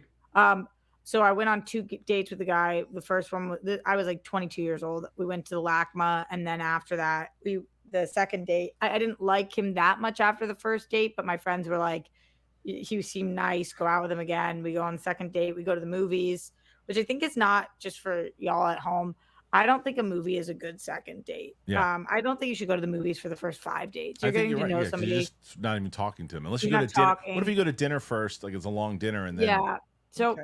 I would put it in a plan or whatever. But anyway, at the end of the date, I went home and decided like just not for me. He asked me on a third date via text. I responded and said, thank you. And he didn't, just so you guys know, because it's become relevant afterwards, I paid for my own movie ticket because I was like, I'm not sure that I'm into this person. So when I got Did you home, say that to him when you were paying for it? No, Okay. no, we were on a date and I was still trying to figure it out, but I didn't want him to pay for something for me when I didn't even know if this is like how I was feeling about it. So when we got home, he texted me asking me on a third date, and I had said, I think that you're absolutely lovely, but not interested on going on a third date. Would love to be friends. He didn't respond, and then a month later, I was out at a bar with another guy on a date, and I see this guy from across the room. The guy. What are the odds of that happening? You know, so weird. It was like a month, maybe a couple months later, and he sees me, beelines towards me. Oh no! Turns around, farts on me, says, "Eat my shit," and walks away. Classic. If Mike, my gosh, if you were there, Mike would have punched him.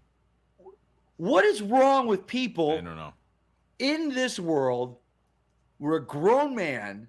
How old? 20s, probably. No, 30s? he was in his 20s. So I don't know about grown man. But all right, so that's still you're a fucking child, but like child, What the fuck is wrong? I know it was with people? wild. I mean, it's really one of my shit. I told that story on TikTok, and it got like millions of views. Wait, and so went Roxy, what do people say though? Was it loud? I deserved it. You should kill yourself. Oh, nice. Was it loud? And were I'm you a just woman like, on did the you just internet. fart on me? Oh, it was so loud. I mean, the person that I was on the date with was like, "What'd you do to him?" So, okay, so I was first like, of all, quite if I had, literally did but nothing. now I'm being the guy that you're on the date with, and I'm like, this girl just got fucking shit on. Yes. Oh no, how can I kiss her tonight? Oh, like, that's pretty what bad. happened with that, Rox? Well, I think she Nothing. wins. That was the one and only. Yeah, I think that's the best. Because the guy, it wasn't his fault. All right. He was like in a car accident and just an innocent Also, bystander. he doesn't know me, so he thinks that I'm an asshole, probably. Like A what guy it would take come up for to you in a a guy- bar and yeah. shit on you. It's pretty bad. All right, Rox, I'm sorry. FX Star-Lord. They should give Blade the 6-episode transition to the MCU, but with a Daredevil twist. Maybe make it a series. It's not a bad idea. 100%. Yeah, not a bad Do idea. that. Yeah. Roman Fedorak. Hey, I think you missed some of my questions I put in before the show started. No, I did. Wait, hold on. Let me double check. Of course, you missed him. No, it was big. Oh, wait. There are some up top. Thank God I saw that. Wait. Danny Phillips says, what is Big Ball's favorite Lou Rawls song? I don't know. Roxy sighs when she sees him. So I caused you to miss that one. I hit it. The Lou Rawls one? Yeah. The question in general. Yeah. I can ask Big Balls if you want. Roxy, you want to ask? No. You sure? You don't miss Yes, and I miss you. I miss you, Roxy. Here's the one, because this is for you, Roxy. My favorite Lou Rawls song is Lady Love. Yeah, baby. Thank you. Big Balls. Appreciate that. I'm glad that he told me that because I wouldn't have seen these. Jeff Converse. Hey, Kristian, I've been following you since the beginning of the AMC Schmoes days. I love what you do and have done with the show. Thank you so much. Boston over everyone, Roxy. Well, I don't know. I don't think you can say that right now. Boston over everyone. Yeah, but I don't think you can say that. I don't know what you're Are you saying in the right World now, Series? Kristian. We can't hear you. Are you going We to the can't World even hear you. Series? Boston over everyone. Are you going to the World Series? No, you're not over going to the World Series. everyone. No, you're not. Okay. How about this one? Jeff Converse. Also, have you seen the new Max movie, Caddo Lake? No, that's the one with Dylan O'Brien. People keep telling me about it. I have not seen Never it. heard of like that. Dylan O'Brien. I love Dylan. Yeah. Ian Davis. Who is the greatest action star of all time between these choices? Arnold, Stallone, The Rock, Bruce Willis, Harrison Ford, Jackie Chan, Tom Cruise, Jason Statham. Do you put all those guys as action stars? It's I feel like tough. it's Cruise. But would you put him as an action star? See, that's the He's thing. got I action was going to go movies. Cruise, but he's such a more diverse actor. I wouldn't put him as an action star. I put him. He's I'd been in take action Schwarzenegger. movies. He's on the list.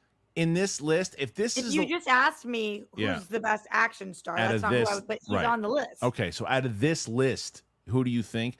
Even though I don't really quantify all these guys as action stars, out of your list, I would probably take Harrison Ford first, and then I Wow. would take Tom Cruise because Indiana Jones. Yeah, I hear you. I don't see him as an action star, but out of those, and because you're now if you're looking at pure action stars though, Arnold. I love Stallone, but even Arnold over Stallone. Yeah, going off that list, I'm going Tom Cruise, but Yeah, I it's think hard. he's more than an action star, so I go Schwarzenegger. Yeah, come on, Come on, come on. Shut Mike. your mouth. Come on. Do you know that there was one time in the Roxy, she was there, and the guy had maybe too much bratwurst or whatnot, and came over and said, "Stop that! You don't do that to a lady. She just sitting there. She didn't like to go out with you, and you fought on her. It's not nice. It's not fantastic." Thank you. And then Roman Fedorak. Hey all, I hope everyone is doing well on this beautiful day. Hey Roxy, I loved your reactions to Terrifier 1 and 2 with Greg. It's not an easy feat. Man, Brutal, huh? I heard you say, Christian, you're never going to watch those movies when you were on Yeah. Diary of a Real Reject. It is so hard to watch. I'm sure. I mean, Like Rocks, because I don't watch them. It's not my cup of tea. Is it just that it's gory horror? yes, but it's not body gore like some horror. I mean, like in the first movie, Mike, there's Yeah. a scene where a woman is hung upside down Okay. and then from her vagina to her head sliced in half. And you see it. And you see it. Yeah. Right. It's like, I don't want to see that. Like, and they don't cut away. You see the slicing through her because Yeah. she's hanging upside down through her just, vagina. hearing you down say it. to her It's like, head. well, who wants to Someone see had that? we were talking, I'm not going to give you guys spoilers because you haven't seen it, but Substance. Yeah. And now this Terrifiers. Like, someone made a good point. I didn't think about it now, but like, you've got to be kind of fucked up in the head to think up something like that and then to sit there on the day and film it. Like, and if you're the makeup guy making a woman's vagina, you're going to fucking split in half. Like, I'm you're kind of fucked up. yeah, no thanks. But one of And the I things get- I will say, I'm not disagreeing with you, and I think Damien would probably be the first to say, yeah, that's a little twisted. However, the reason that I actually am really loving the franchise is that the first movie looks incredible. Like, it's unbelievable to watch, and it's $35,000 budget. Right. And Okay. he did everything. Okay. He did his own Is his Damien, you're own saying, is that the practical- director? that's the director, the writer, he did the editing, everything, and like that's impressive. Yeah. It's impressive. It's impressive to what he was see able to do. Yeah, to go from that to this massive film that beat Right. Joker 2. Totally. exactly. Yeah. And I So- got to admire that. Cool. Yeah, of course. Right. Now, is this I- guy, I- I Roxy, have you seen interviews with him? Is he just a fan of horror, like a Carpenter back in It his does day? seem like that. Yeah, he seems like a nice guy who's just like obsessed with horrors. Yeah. Okay. Yeah, I mean, look, Um, it's just not for me. Look, next, Roman follows it up. He says, "Hot take. I don't know why this came to mind, but I remember debating last year which was better between Flash and Blue Beetle. I think Blue Beetle is better because while Flash took more chances, Blue Beetle was better executed. Thoughts? I agree with that. I think there's more to the overall movie. I didn't like both of the endings of those movies, but I think that Blue Beetle is the better emotional movie overall. I like the family dynamic that it had, so I would go Blue Beetle. No, Mike? No, You I go couldn't Flash? say. I didn't like Blue Beetle. at all. Oh, okay. Roxy, how about you? It's like it reminded me of what people say about Venom. Like if it had come out in 2002, awesome. Yeah. But nah. Okay. Here's Roxy? something absolutely crazy. I Haven't- never watched Blue Beetle. Wow. Yeah, that's pretty You good. Yeah, rock, I'm surprised. really? Yeah, I know. I know. Derek Johnson, throwing some love to the show. Will Mr. Mike Beauregard pay us a visit today or Michael Caine? Well, we got Michael Caine already, so Well, I do declare, Roxy Stryer was watching the movie Glory and found it to be hilarious and chuckled and sued. Well, she was finding about our time of the year of American history, Oh my if you God. will, was a blot. Someone would see that era as a blot on society. Well, I found it as a learning experience God. about us as a country. We came together during that period. Roxy decided to have a huckle and a guffaw about it. Ooh. Can I tell you what people were really Hey, pissed hold on a about? second. I'm getting the vapors here. no about more, that one. please, Roxy, please, you'll please. make me Good. have Roxy, the vapors please, here. please. Here's Roxy. what people were really pissed about. apparently it's not cool to make fun of the Confederacy. Oh no. And Oh no. I was like, this is bad. I mean, where'd you do that? on Glory. Oh, right.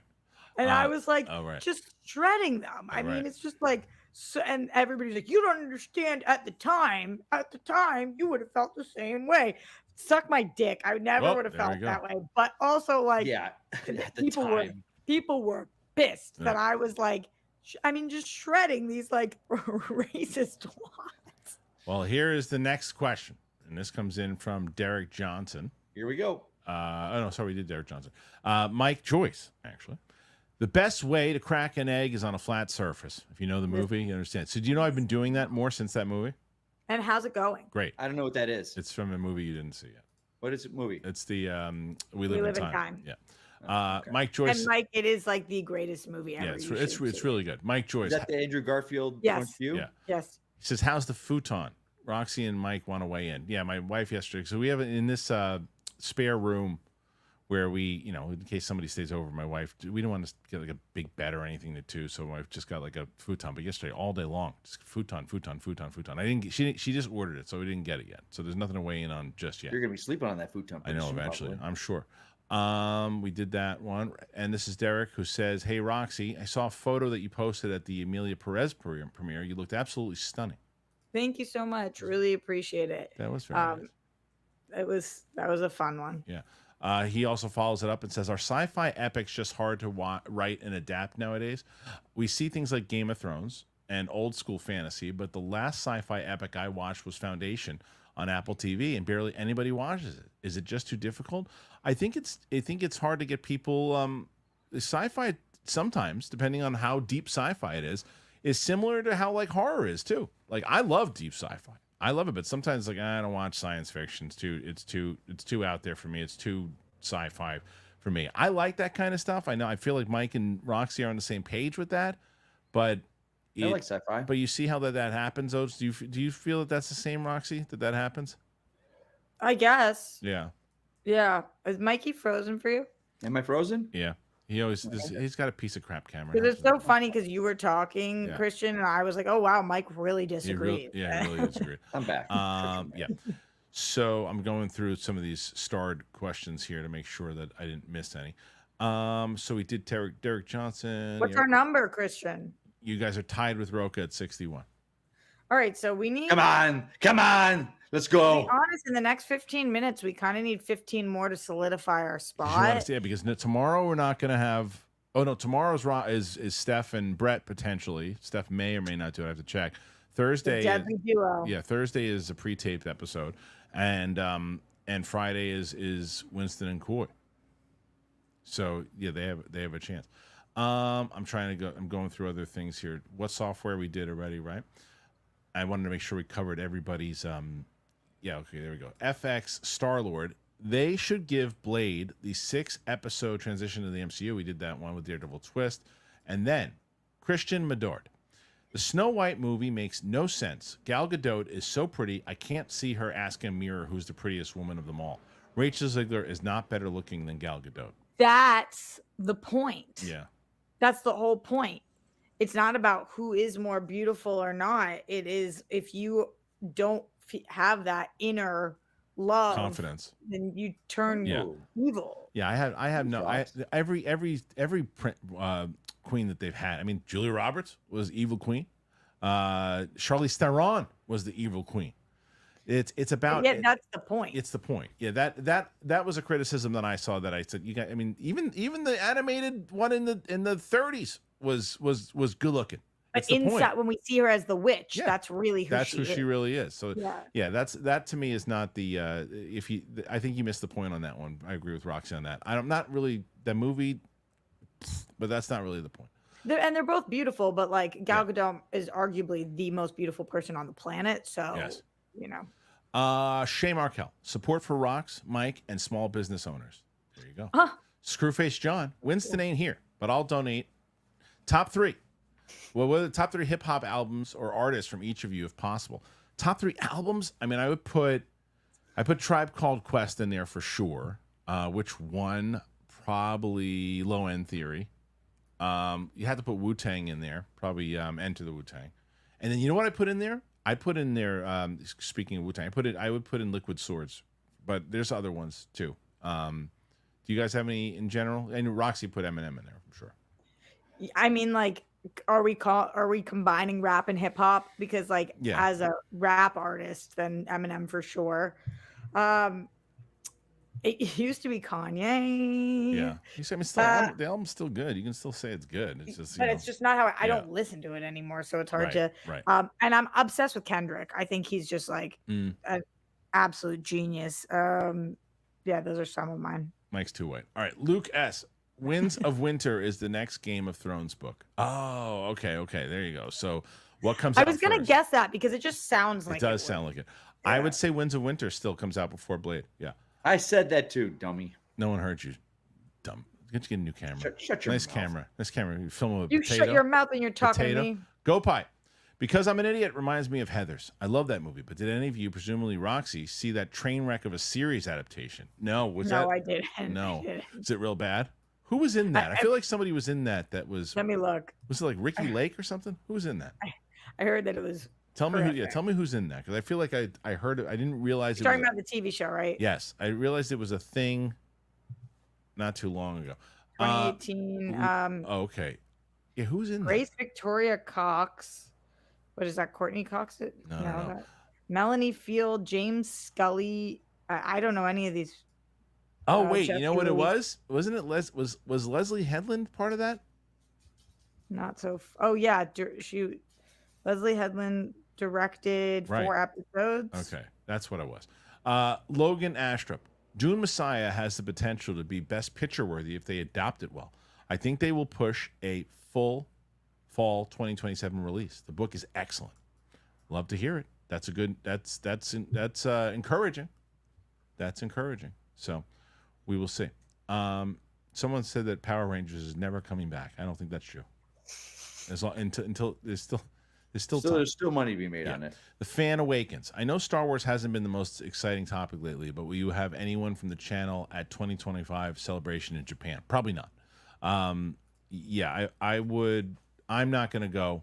Not because if it was somewhere else, I would go. But I don't think I'd be able to get to be able to go over to Japan right now to cover that. And we're not at a spot right now where the channel is going to be sending people out to do it. So no, probably not. When in 2025 is it May? I would assume it's April. It's usually April. So I'm gonna, but it might be. You can check Rox on if you're googling it. But if it landed in May, I wouldn't be surprised. Okay, so Mike Joyce says the comment section of Roxy's reactions are always laugh out loud. I know they really are. Yeah. Jamelia jokes. Love the show and your co-host, especially Mike. But I'm in love with Roxy. Can I ask her on a date? How could it be especially Mike, but you're in love with me? Yes. Like so. Because he's not in love with me, but hey, it's okay. Yeah. Especially you. But what about especially me? Well, Jamila wants to slide into your DMs. I don't think that. Yeah, she doesn't do that with fans, but that was very nice, very kind. Yeah, I do not. Yeah. Shay Markel. Hey, Rox, do you think Sophia was a good friend to Oz? Way better than Oz was to Sophia. Yeah, but I do think that the problem is that when she treated him like everybody else, when she didn't, then she did. I think that's what turned. I think that's what this whole thing happened. You can't blame somebody else's treatment of you on what you do. Right. Like, right. That's what therapy is for. Yeah. You should have been in it. Better help. April 18th to the 20th. Okay, it was April. Okay. 420, baby, in Japan. Let's go. Damn. Okay. Let's get to this next question here, and that is Cooley High. What's up, Cooley? By the way, my daughter loved Honey, I Shrunk the Kids. It's a great movie. Such a great movie. I'm glad you showed it to her. So good. Yeah. Go Pie. Roxy, between Tyler Hoechlin and Dylan O'Brien, were you a fan of Teen Wolf on MTV? No, I wasn't. Oh. I wasn't not a fan. I just never watched it. But every Comic-Con that I covered the carpet, they always seem to have like the biggest crew there. People love that show. I never watched. I never even saw the movie. Oh, okay. Shay Markel. Kristian, I love you, but you're insane not to pick Jackie Chan. That's my guy. Another debate I love is who is the better stuntman, him or Tom Cruise? Him. Oh, Chan. Yeah, Chan. Look, hold on a second. Here we go, Billy. Go ahead, Frank. it's tough because you're saying stuntman. You're not saying fighter. Yeah. Chan does stunts, but Yeah, he Chan's does. never hung off the side of an airplane. Are you crazy? The stuff that Chan breaks a bone every 5 seconds. I'm not talking about that. I'm talking, has that man ever jumped out of an airplane? Has he ever ridden a motorcycle off of a mountain? That's one stunt. Fight. I'm just saying, man. It's I love Tom differentiation Cruise, between, and I love there's a what he reason does. why. Hold on. Yeah. There's a reason why on movies you have a stunt coordinator and you have a fight coordinator. They're two different things. Yeah, I'm going to say Jackie Chan hands down. You're saying pound for pound. Yeah. Fighting, absolutely. No, but I'm saying when it stunts. comes to a stunt, Dude, some of the stuff when he's hanging off the bus and crazy. hey, you're not wrong. You're not wrong. He's got a longer career. Jackie I get Chan. it. Yeah, Mirror But Domains. you can't discount it right away. Yeah. What direction is Penguin going for the finale? I don't know, and I love that for it. I don't know where. How many episodes do we have left? We're in. We just finished 5, so I think it's total 8. I think it's total 8, so we got 3 left. I'm excited. Cooley High, Roxy, I was hungry, but I'm not anymore. You said Yeah, he said that when I was talking about Terrifier. Yeah. I'm sure. Yes. Devin Lott, thoughts on Jonathan Ke-Huy Kwan's new movie Love Hurts? I know that the trailer came out, but I didn't see it yet. Did you guys see it yet? I didn't see it. I know it came out this morning, I think. I did not see it. Screwface comes back in. Roxy, you need a real one that will clap back at the dude in the bar to protect your honor. A man who's willing to have a gassy old West showdown for her. Somebody who's going to blast right back. It's true. 100%. Devin Lott, to Kristian and to Roxy, hail to the Yankees. That's right. You're gonna watch the World Series, Rox? Probably not. You gonna wear a Dodgers hat? Probably won't watch. Yeah. But the craziest part about me is that the Yankees are my second favorite team. So Which is bizarre. do you not know that? Yeah, bonkers. Yeah, it's bizarre. Joyous Romer, may the force be with you guys. Roxy is the best. See, now I would say I really like the Mets. I don't mind the Mets. I mean, it's also because most Mets fans hate the Yankees. I think the Yankees look at the Mets and go, "Hey, little guy." I like the Mets. Joyous Romer, may the force be with you guys. Roxy is the best. How do you feel about the Jets? They're there. Okay. Yeah. Tommy Lee. Mike, what are you doing, Mike? What's right? up? What are you doing? You're still in the show. I'm sending you something. You're still in the show. Can you tell the story? Sports, I don't care. Can you tell the story about the time you farted on Kathleen Kennedy? It never happened. Would you farted on Kathleen Kennedy? No. What's a stupid thing that someone joked about? Would a Star Wars be in a better place had you not done that? It never happened. So the next one is from Anthony Haynes. What's a movie you loved but have watched again recently and thought, "Oof, no"? I don't know. I haven't done that in a while. Not sure. I mean, I can tell you. I mean, it's usually yeah. I watch them and like them more. Which one? Yeah, same. Very rarely will I watch it and go, "Ugh, what was I thinking?" Yeah. I'm curious what I will feel like in a year or two from now with Deadpool and Wolverine. Yeah. All right. Let's Curious. see. Mild-mannered comic nerd. Hey, Kristian and Mike and Roxy, don't have anything to ask. Sorry about your bad date, Roxy, but I'm in love with your hair. I'm loving the curls. It was a decade ago. Yeah. I'm okay. I'm a sucker for curls. Thank you. There you go. Dashing Quinn. Have any of you 3 seen Hysteria on Peacock? No. I binged it and I enjoyed it. Has Stranger Things vibes and an amazing cast. Who's in that one, Rox? I don't know. Let me look. Okay. Screwface follows up. Kristian, you definitely must have been a hip hop head back in the day with that list, and that warms my heart. Great list. Oh yeah, man. I lived in. You got to remember, I lived in Queens. Growing up. That was my stuff. It's Julie Bowen Okay. I don't know. I like her. and Anna Camp. Okay. No, I don't know. Some people I don't know. Yeah, but no, I listened to Liquid Swords like I was like every day I was listening to that. Swords. Oh yes, the jizz. I don't even know what the hell that is. Of course you don't. Mike, what is your genre? Music, Yeah. Yeah. movie soundtracks. Which is also pretty damn good. Evil John Madden. Who's ready for the Celtics to repeat and the Yankees to crap the bed? Take it easy, will you? I'm with you. You just said you like I the know what Yankees. you're talking about. You just said you like the Yankees, Roxy.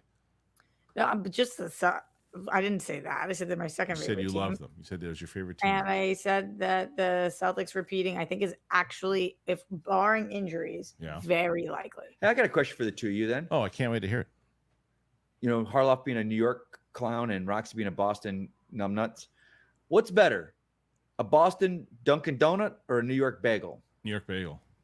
First of all, What are you gonna take? Dunkin' Donuts be everywhere. It's everywhere. Uh, Yeah, it's everywhere. Yeah, it wasn't a great question, Ross. You let him Dunkin' have it. Donuts have to be everywhere? Yeah, they're everywhere. It's a Boston thing. You got Ben Affleck as your spokesman. yeah, it is. Yeah, but you You I can get a don't- bagel everywhere too, Roxy. Roxy, Like, you're okay to be perplexed on that question. okay. it's like the go-to breakfast of your area of choice. So I'm trying to see Dunkin' which one's Donuts. It's like better. saying, which Roxy, what do you like better, New York pizza or Starbucks? It's literally the equivalent of that. No, it's not. All right.